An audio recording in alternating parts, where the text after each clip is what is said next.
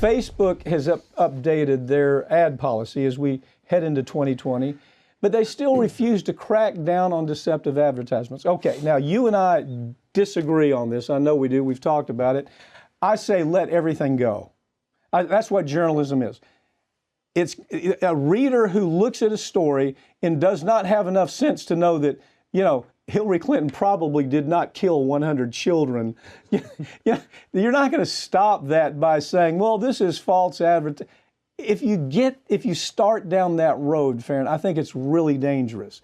Your position, I think, is the American public has become so stupid that we got to protect them. Pick it up from there. We really do. And to be clear, there's a difference between allowing people to post these things on Facebook, which I'm in favor of, versus it being a paid advertisement. Okay. Because explain that a little bit. Right. So if I run just a crackpot website and I want to post a story on Facebook, even if I know it's false, everybody I can do that. I should be able to do that because you're protected from that kind of speech. But when it becomes a paid advertisement and you're knowingly spreading lies and false information, that is a different animal. And all Facebook has to do here, and trust me, they've got the money to do it, is you hire some fact checkers and you put a disclaimer on it. You say, we fact checked this ad, this little image that the campaign paid to put out there, we found it to be inaccurate. Here's our source.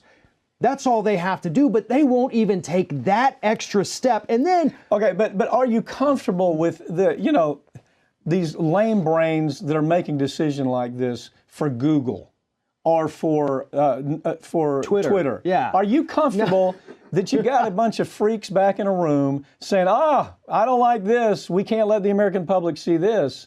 See, that's where you get that's where PC in America, political correctness, is killing journalism. It's killing the journalistic process. It's killing the political process.